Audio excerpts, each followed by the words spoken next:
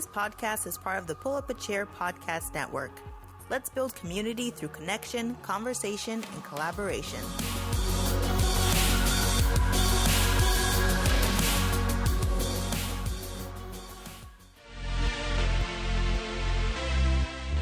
This podcast is sponsored by Ep7 Consulting, editing with a purpose. Check them out at ep7consulting.com for a free consultation.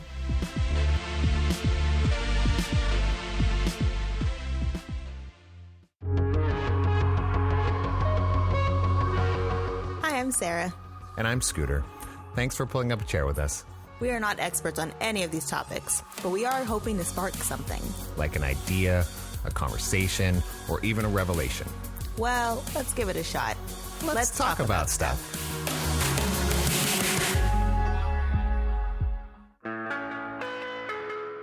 Hi. I know. What are we doing? We're saying hello. Hello to everyone.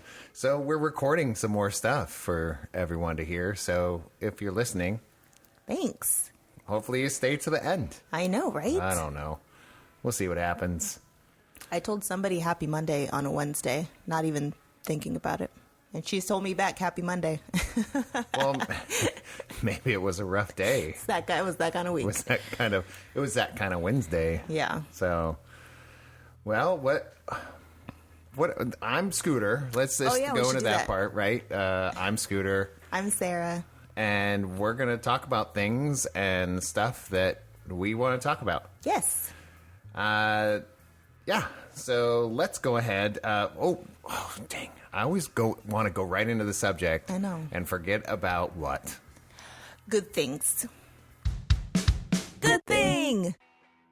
That was not what we wanted to happen. Something got loud in our ears. Whew. Scared me. This producer guy. I know. What is he doing? Seriously, Yeah, music obviously. just blared in our ears. I don't know if it's going to go on here. But hey, We'll find out. that's what we do. This is for fun. Yeah. Yes, good thing. All right. Who's starting? Okay, Usually have one or two You or can go three. first. Okay. Mine, gotta get this piece of paper because I need a reminder. Not really. My daughter, Bailey, and her husband, Ryan, came and visited us very recently. And we had a blast. So much fun. It was so tiring because it was just a lot of like fun that we haven't gone out a lot lately. We haven't done a lot of things, but we're like, okay, we need to show them our favorite brewery, and we want to hang out and play board games and be silly and find out what they're doing. And it was a great experience. Ryan wanted me to show him chokeholds. That was the best. And I was like, are you sure? So that was super fun. Showed Bailey wanted to like learn how to knock me down. So Yes. she learned how to do that while she was here. It was super, super fun. Super great human beings and Absolutely. just happy. They're Yeah. very happy people. Yes. And they are a light to be around. Yes. So it's a big good thing for me to see any of my kids and spending time with them, but I haven't spent some quality time with Bailey for a while, and then to have Ryan, her husband, with her was just absolutely amazing. So that's my good thing. Yes. I enjoyed it. They're great. They're hilarious. Together, they're perfect, I have to say. My good thing is from a couple weeks ago. It's an oldie, but a goodie. We got to go on spring break, and basically we just went to the Central Valley. But we got to hang out with family and friends, and I got to meet new little baby CJ, which is my best friend's son, and it was just the best. And I forgot how much I've missed them. I haven't seen my friend Valerie and her husband John in like a year, 2 years, maybe. No, It's been a minute. I went down before you guys, though. I Yeah, think. but it's been a while. But yeah, it was a while. Same with Airly. I haven't seen her in a long time. So it was so nice to see them and then see my mom and my brothers and my sister and my nieces and nephews. There's so many people. So it was so nice to get away for a little bit and just go hang out with people. God, that was super fun. Yeah. Just hanging out in the backyard Yeah. with the Orlandos. That was super rad. Yeah. I really enjoyed that. And how do you say Is it charcuterie? Charcuterie? I'm not. I say charcuterie. Charcuterie. Could be wrong. You know that The board. salted meats and cheeses and fruits and stuff that you put on a big board? Yes. So Valerie made one of those, and I was like, this is my most favorite evening ever. She makes the That's what best I really felt ones like that night. ever. It was the coolest thing. And Yes. hanging out with John and just talking about stuff, Yeah. drinking a little whiskey, brought him some Sacramento beer, and it was super fun. Oh, and we had KFC. Oh, God. Yeah. That was unfortunate. Oh, that was great. Everyone wanted KFC, and I was like, just get it, because I'm not going to hold everyone's meal up because I don't like KFC. Oh, my gosh. It was a blast. I loved KFC.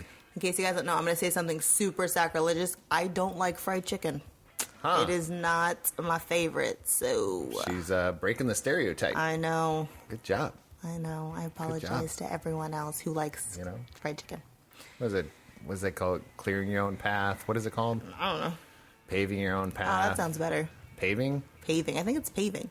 Yeah, but before they paved, it was still a saying. Like Native Americans said it, so I don't think they said pave your own, I think they had a better term clear your for own it. trail. I don't know. There's so many ways to say it. Yeah. Help us out if you have a better way to say it. Yeah, just let us know. So, yeah. Then what do we after our good things? What are we gonna do? Meat and potatoes. Oh, Not for dinner. I was just That's going a to good say. thing? We're going to go into the Advise Me Not section. oh. Advise Me Not. Okay, so we'll do this. Yes. What is today's or this episode's subject?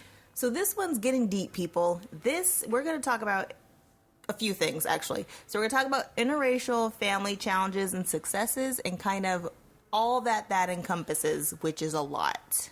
And it's all opinion based. Fact. And Yeah. that was funny.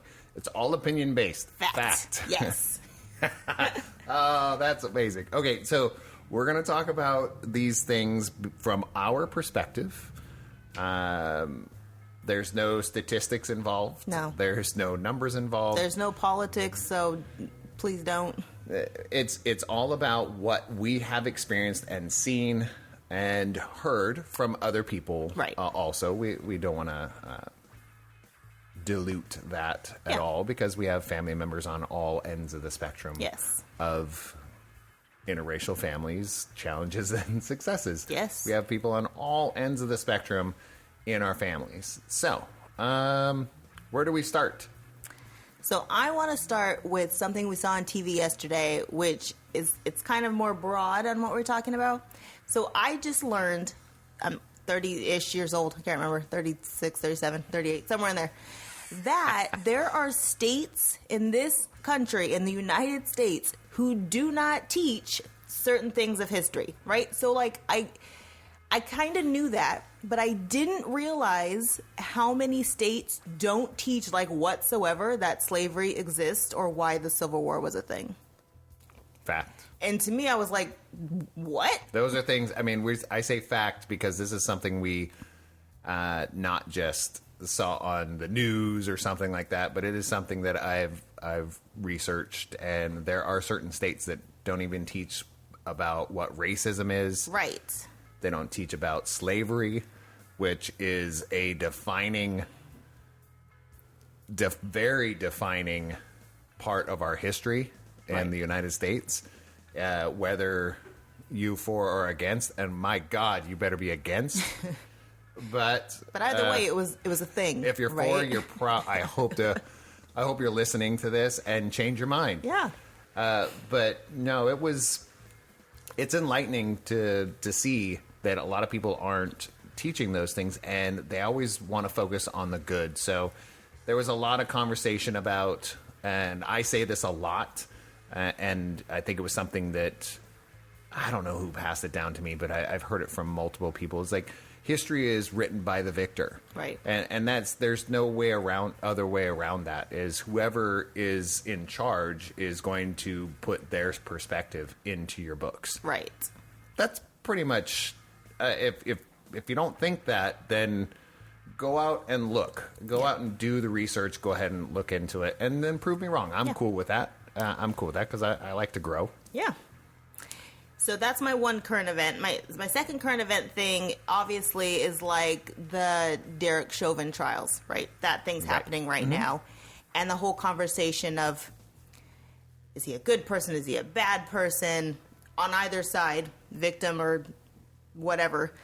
And then how do you have that conversation with your kids? Because for as much as people don't want to have that conversation, in our house, it's not really a choice. No, you have to have the conversation. I feel like no matter where you're at, whether you're in a black family, brown family, white family, or mixed, or anywhere along that spectrum, which hopefully your friends and family are a mixture of all of those things. That's a utopia for me. But you got to have that conversation. Yeah. Like, because it's in their face. Yes. Especially in your children's face. It's in their face constantly. Yeah. So I feel like when we're talking about family challenges and successes, when it comes to just being able to have real conversations. So when stuff happens and how do you say it? So for me personally, because of just for all the stuff that I feel like I've seen, I've almost become so oblivious to the way that people treat or talk to me that Scooter has to remind me that, hey, did you notice that they did something different? Or did you notice that they talked to you differently? And I was like, no. He's like, it's different. But it's not different for you. Right. Because people consistently talk to you like that. Right. But they don't talk to me like that. Right. And there's some gender stuff also, being a guy and a gal. Yeah. So, but I also see my wife going into a room and having somebody at a front desk talk to the white lady completely differently than they talk to my black wife. And the person at the front desk doesn't know either of them. Yeah. So it's not a friendship thing. It's purely on the perception of who they are walking into the front door. Yeah. And I don't appreciate it. And I have a tendency to say something. Yeah. I say, why would you talk to her like that? It's like, why did you just call my wife mama? Yeah. Or girlfriend? It was like when you just called the lady before her ma'am. Yeah. Or miss. So why did that just happen? And I have called multiple people out like that. I don't, it's not that maybe they don't know that they're doing it. And then we can kind of segue into that. A segue into coding. Yep. Because there is coding involved. And if you don't know what coding is, we're not experts on it. Because I'm not good at coding. Even Sarah's not amazing at coding. No. And it's hard. So if you look into what that is, and most white people don't even know what that is. Yeah. And but white people do it too. Just depending on who you're hanging out with, who you're talking to. But yeah, why don't you elaborate a little bit on that? So for me, to define coding is changing the way you act and speak around different people. So I feel like it's always different to me when I'm around my sister, my little sister, or any of my siblings. I'm louder. I'm way louder. I talk faster. It's just because I'm more comfortable around them. When I'm at work, my work voice is completely different than my talking with my sister voice. I don't use slang. My verbiage isn't any different, but I do feel like I have to be more, and when I say more professional, understand that I'm talking about like when you think professional, I have to go 3 times above that. 1, because I literally look like I'm 18 years old and people think I'm a child, but also 2, I'm going into a lot of areas for my job where nobody looks like me. In any way or form, nobody looks like me. So when I am working, I'm almost always coding. I'm always trying to adapt to the way around me so that it's not as threatening as when I go into a situation. So to me, as coding is really just changing in that moment who you are, how you act, how you show yourself to other people so that the situation around you is less threatening. And this, again, I'm coming from personally just an opinion-based and experience-based. As a white male, I don't have to code. Sit on that for a second. Yeah. If you disagree with me, cool, let's have a conversation. Yeah. If you agree with me, then you probably have a lot of black and brown friends, and you understand what that means. And that was kind of a kind of rule. I was looking up notes on my phone. I would while we were going, because I look up little note. I write down little notes in my phone when I have ideas, or in a notebook. And this one was called. Well, I just put "Hey, white person," which I'm talking to myself too. I ask these questions all the time, and it's kind of progressive. It's just 3 questions. And they're kind of rhetorical, but think about it for a second. Hey, white person, how many non-white people do you know? And then, how many non-white people do you consider friends? And finally, how many non-white people consider you a friend? And what sparked that was somebody made a statement, and I don't know where it was. That was probably social media of some sort, and I'm probably going to get all of it incorrect. But it has to do with it was a statement of a white person growing up in a mixed neighborhood and said, hey, there was no racism there, and it was totally fine, and we all got along. And then somebody asked the question, I was like, well, did you ask the people that were not white how they had to adapt just so there wasn't racism? Right. They had to maybe act white or do it a certain way or not, and code a lot. So that's where the coding kind of went into there. So either we're going to gain or lose listeners because of this episode, and I'm okay with that because I'm hoping this just sparks conversation. That's what this is all about. Because I also must say that, when it comes to our household, there's not a lot of challenges where, Scooter doesn't get it. He can't totally 100% get it, but he understands more than most, than a lot of people, I should say. So we don't really have a ton of challenges of well, you don't get it because you're not like us. It just, that conversation doesn't really happen. And then for me, it's I love all my uncles, but one of my favorite uncle is white, and him and my aunt have been together for 40 something years. And so growing up, it wasn't weird for me. There's some people who are just no, black people should be with black people and white people should be with white people. And I'm just nah, man, my uncle is this 6'7" giant white guy. And I just remember him taking us around Santa Barbara with all these little black kids following him. And just so it's never been weird for me to see, I don't know, interracial stuff just hasn't been weird for me. But I am completely oblivious sometimes to things around me when it comes to people being odd and weird. But we have had so many conversations with the kids about how to understand what's going on around them. And it's probably conversations that some of you may never have to have with your kids, and you've never even thought about having with them. I don't know if you have a kid who's a young man who's 13, and you have to explain to him how even being a kid and some of the things that he does can come off as shady. And because of our kid's big, he's almost 6 feet tall and 200 pounds.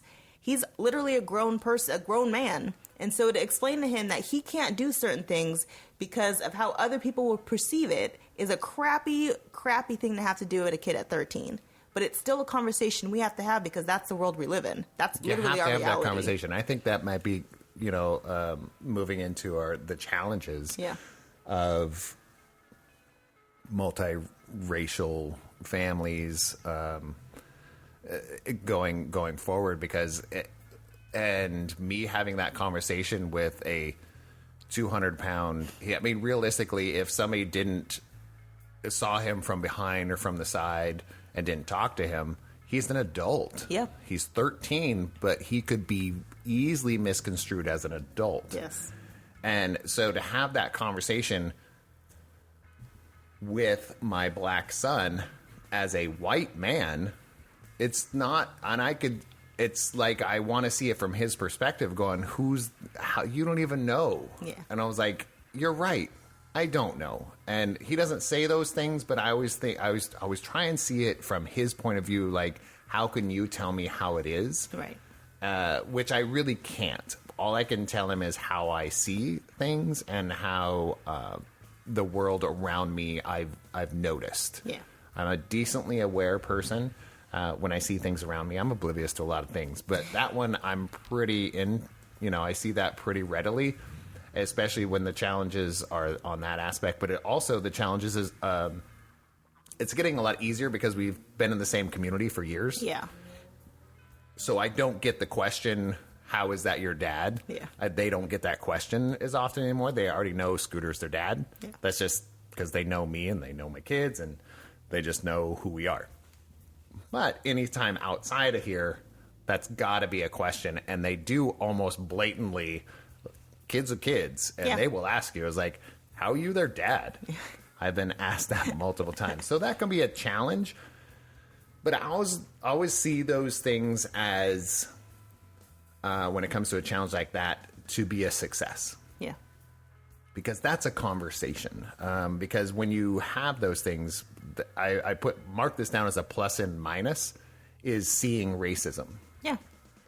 It's a plus and minus for me. Because I know it exists, but in an interracial family like ours, I know it exists, but I get to experience it, which is not a good thing, I guess, but it is a good thing as a whole because then we can talk about it. Yeah. It starts a conversation, and I could say, hey, I've had multiple conversations with different kids. I've chaperoned kids at different places, camps and those kind of things, and no joke, I had a kid at one time, the sweetest, nerdiest black boy that I was chaperoning, and he comes up to me and goes, Mr. Scooter, how come they don't notice the kids that look like us back here? Yeah. And he was one of those very honest, sweet human beings that never got in trouble. He always got his schoolwork done, always listened to the teacher. But he noticed these things. Yeah. He said that. He said, Mr. Scooter, how come they don't notice the kids that look like me back here in the back? Because they're all raising their hand, and they never called on my group. Never. We had to scream at them and say, hey, listen, there's a group over here that you're not calling on. Yep. And it was the only black kids in the whole camp. Yeah. So, and that's just one of probably 1,000 examples that I could give as seeing it as a chaperone, as a white guy. So, yeah. What else you got? So I must say that interracial family challenges and successes. I know. I'm thinking. So we live in a decently diverse neighborhood. Fact. So that is true. I'm so thankful for where we live in our little town in Sacramento. And you can't, I mean, when we say diverse, we mean diverse. Yes. We don't mean there's a lot of black people, a lot of white people. No. We mean financially diverse. We talk about work, like economically, housing. We also talk about colors all over the rainbow, from Middle Eastern to Indian to all types of Asian. We're talking Pacific Islander, Japanese, Chinese. I love going on walks and you're like, I have no idea what language that is. It's great. Every once in a while you hear somebody speaking English. Yeah. And most of the time it's broken, and it makes me very happy in my spirit. Yeah. That happened yesterday. No. Was it yesterday? 2 days ago. Yeah. So I just want to say, when she says diverse, it's not just a lot of black people, a lot of white people. No. It's truly diverse. So I'm super thankful that that's where the kids are growing up. And so it's not that there's less issues, it's that there's different issues, and so there's different conversations to have. I think one of the best things that we do, so we have dinner together almost every single night. Like, it's pretty rare when we don't have dinner together. And so there's always a conversation to be had. If there's something going on at school, the kids are still decently comfortable enough to like still have conversations with us, like, hey, this happened and it was kind of weird.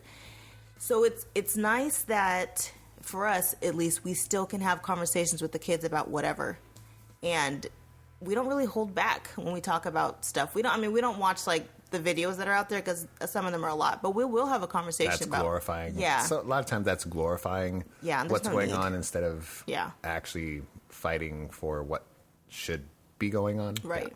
Yeah. So I didn't mean to cut you off. I didn't mean. I was like, I was just saying. I agree with that. Yeah, but it's nice to be able to have some of the conversations lately. Is just like what people think is just like it's normal news. For us, it's a reality. It's a reality conversation that our kids have to have. And there's no like we're not pro anything. We're not anti anything. I mean, we're pro love. Like we love everyone. But we do have to have the conversations with the kids about be respectful and do as you're told and be pissed off later. You know, it's cool to be mad in the moment, but don't make dumb decisions. Like relax, be calm and chill out and be pissed off later. And those aren't always conversations people have to have with their kids, but we do. You really do.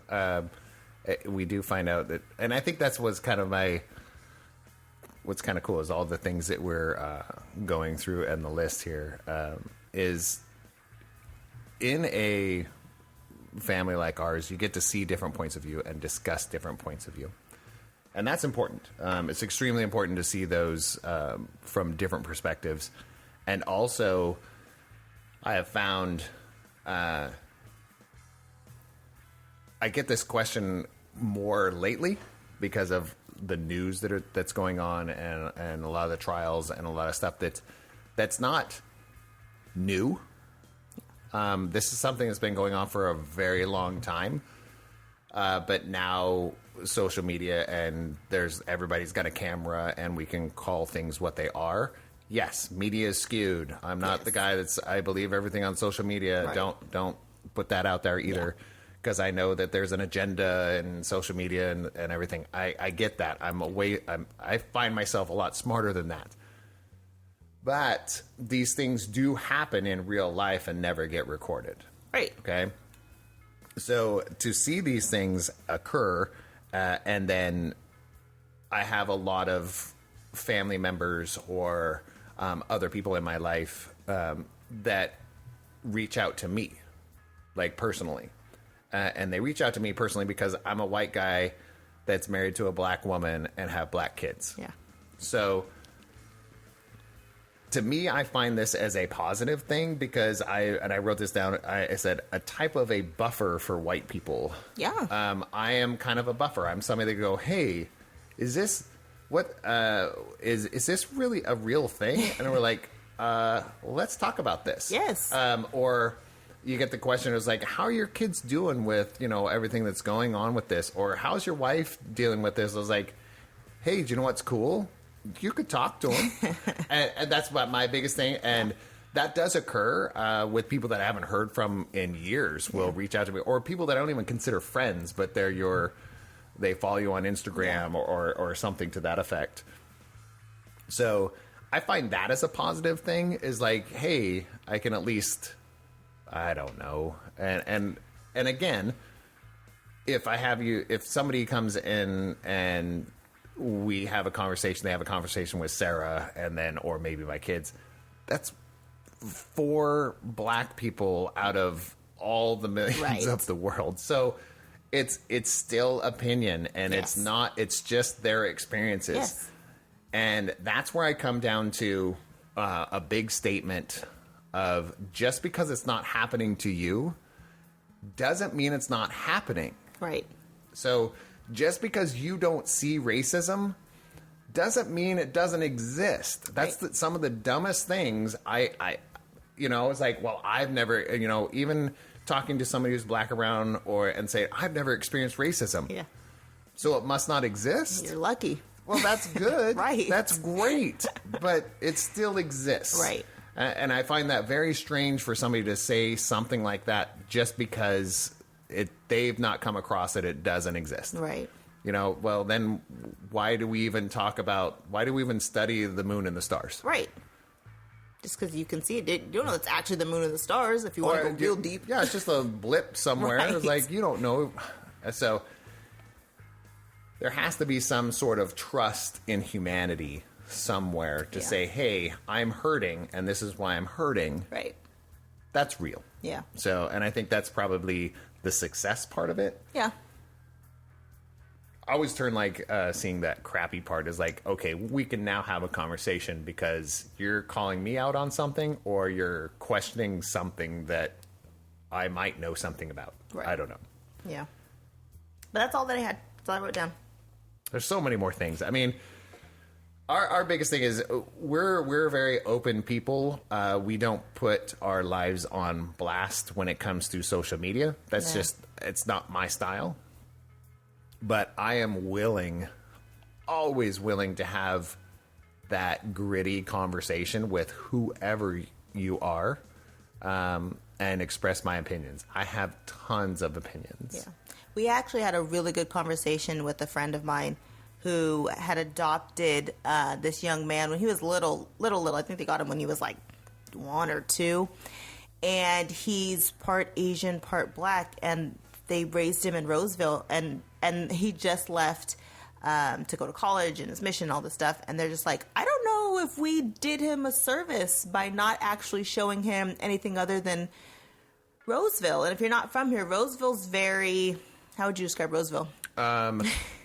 And this is opinion based, but it's also not opinion based. I've looked at like how many people live there. Demographic. The demographics is most like very high percentage white and a smaller percentage of Asian, and then a huge drop when it goes down to any Latino, any Middle Eastern, black, anything to that aspect. It's very, very low. So that's Roseville. Roseville was, I know we're going to lose listeners, I swear. But Roseville's too white for me. I tried to work there, and they told me I wasn't a good fit. I should probably go work in the Bay. These are actual words that came years ago and it was less than 10 years ago. Yeah.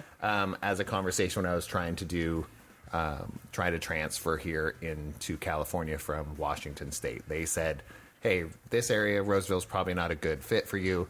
You should probably try something in the Bay. That's literally what was said to me. Yeah. But their concern literally was, so he left and he went on this mission, but he never hung out with anybody who even looked anything like him. Their whole side of the family was white, and so they're concerned, like, when he gets out there, he won't even know what to do if someone treats him any differently than just being like everyone else. And I'm like, it's one of those curse and blessing things, you know? You're like, you don't want your kid to feel like they're any different, ever.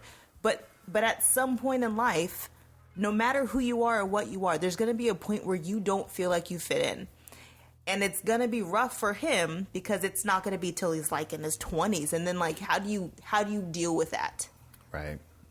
And we all screw up our kids. I mean, we're parents. That's what we do. So that's a whole nother subject. But we do what we think is best, and then we get frustrated and screw that up. So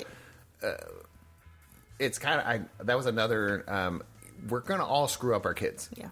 And as an adult child, because we're all adult children, right? We came from somewhere, somebody.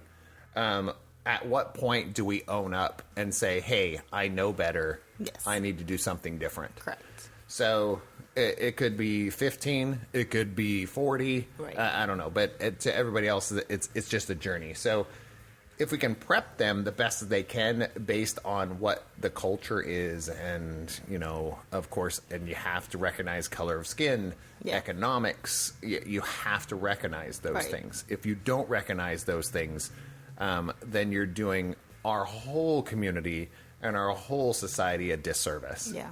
I mean, realistically, don't recognize people for who they are, their cultures. Yes. You know, listen to them. I'm trying to understand their culture. And ask questions. I feel like so many people are so afraid to just ask, like, I'll walk up to people and I've been like, I love your accent. Where is it from? And I've had somebody ask me, I have an accent? I thought you had an accent. I'm like, I do. Mine's from America and it's hecka boring. Like, where's yours from? Like, I don't know why. And kids do it all the time. A kid will walk up to you. They'll walk up to you and say all sorts of terrible things.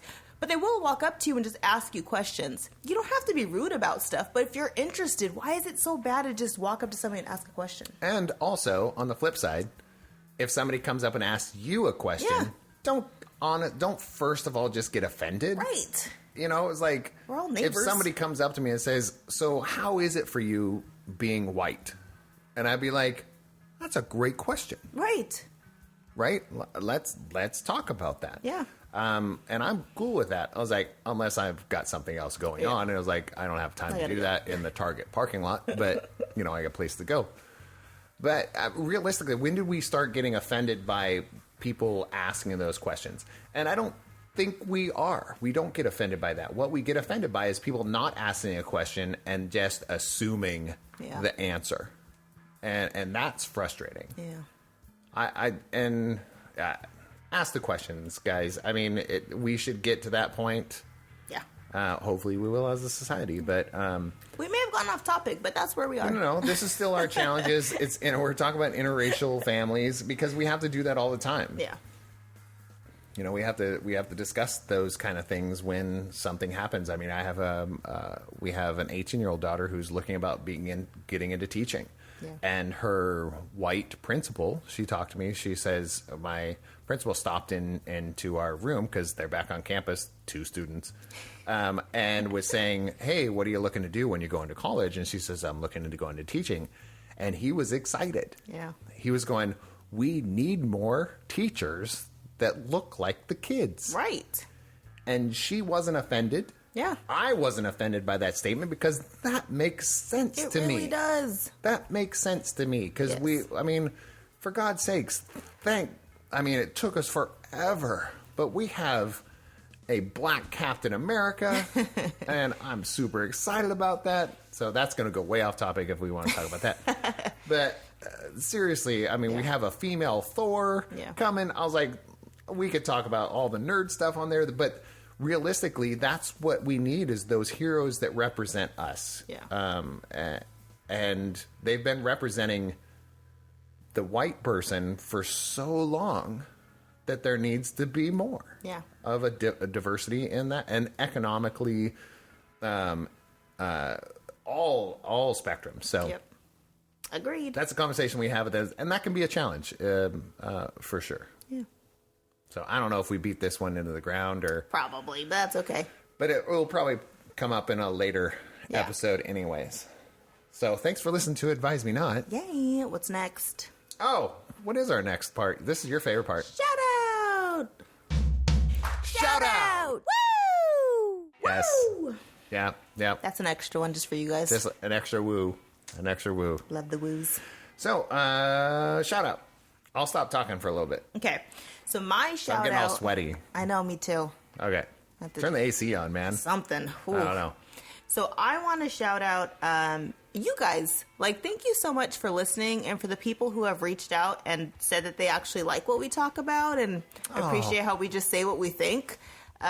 You're welcome, and thank you so much for listening. Like, we truly appreciate it. And if there's ever something you guys think we should talk about, tell us, because there's not much we won't discuss on here. No, we'll discuss anything. No, not anything. We won't feel it. No. You can't discuss other people. No, that's different. That's all rumor We'll crap. discuss most things. We'll discuss our opinions, and we'll talk about ourselves. Correct. Because, we're very... Is that called egocentric? I'm not egocentric. I'm so humble. I am so humble right now. You should see this. Oh my gosh. If you saw this in person, I am so humble. I'm the humblest person you've ever met. Humblest. Is that a word? No. I'm the humblest. The humblest. We should make a movie. The humblest. No. It's just a dude that, okay, I can't even off start. Off topic again. Way off topic. Now you just gave me 2 shout-outs because I'm thinking about 2 shout-outs because seriously, thank you guys. There are people that actually are reaching out to us and saying, and their friends and kind of like friends of friends and saying, hey, when's your next episode coming out? And I'm like, I didn't know you listened. And then some people coming out, it's like, oh, this is great. I really like that you start off with this and do this. And I was like, you really, like, you didn't just notice we had a podcast, you listened to it. Right. And I was like, so I'm going to do my first shout out is going to be for Pedro Silva. Because I was like, when I ran into him at a jiu-jitsu tournament, and he was like, hey, I'm really enjoying your podcast, the last one about this. And I was like, dude, I wanted to give him a big hug. And I was like, I felt nervous. I didn't know what to do. So thank you, man. Thank you for that. And other people that are reaching out over like Facebook Messenger, which is the bane of my existence. But thanks for reaching out on any social medias and saying, hey, when's your next episode? Hey, I really appreciated that. I'm having more conversations. Oh, sorry, I burped. So, and I'm not editing that out. But we had a conversation, with family members saying, hey, we need to have a conversation about this because you mentioned it on your podcast. I was like, yes, this is what this is all about. So thank you so much. So emotions aside, I want to give a big shout out, and I'm going to say it wrong. We talked about it before the podcast. Is it Samara? I don't know. Samara Coffee. Or Samara. We're not sure. Samara. It's Samara. They're not local if you're in the Sacramento area. But if you're listening from the Olympia, Washington area, I want to give a big shout out to them. Reason being is my son-in-law is like a very passionate person. And both of my son-in-laws actually are very passionate people, which is amazing to me. And I love passionate people. But Ryan, dude, I love your passion for this new shop that's coming up, because you are not just working for them, but you're creating stuff that's going into this shop. Yeah. So I'm super excited for that. So Samara, if whatever I'm saying, if you're in Olympia, go down Cooper Point Road and check them out. They're by Barnes and Noble and the drugstore there. I mean, I know exactly where it's at. So go check it out. I haven't tried their coffee yet, but the people are phenomenal. So if you make anything with love, it's gonna come out good. Yes. Okay. They're not open yet, though, right? No. Well, when this podcast comes out, they will be opening within the few weeks. Of when just consider them open. Yes. Okay. Check them out. And if they're not open, just go over there, knock on the door, and say, "Love what you're doing." Follow them on the gram. Yeah, seriously. I don't know, Samara Coffee something. That was rough. I don't know. They're off of Cooper Point Road in Olympia, Washington. Go check them out, please. Love the person that is setting up a lot of the stuff for them. Love that human being a lot. So, all that's right, a shout out. That's it. Oh my gosh, that was a lot. And we're sorry. We feel like we talked a lot in this one. That's okay. Well, we want to spark that conversation, so hit us up on the social media wherever. I mean, my name's Scooter Hamilton everywhere. Disco Preacha is normally my handle, everybody. But if you're listening to this podcast, you know where to find me. Yeah. And then Sarah is a koala. That's me. That's her. Sarah is a koala on Instagram. I'm Disco Preacha. But you can also just go at Sarah and Scooter. Yes. Just spell it out. Yes. We're right there.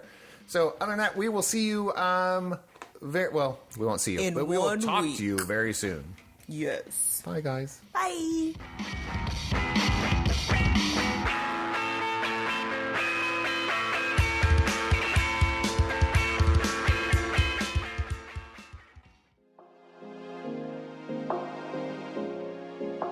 I'm Kat. And I'm V. And How's That Working For You is our show all about mental health, breaking stigmas, and everything in between. New episodes are released every Monday wherever you listen to your favorite podcasts. What doesn't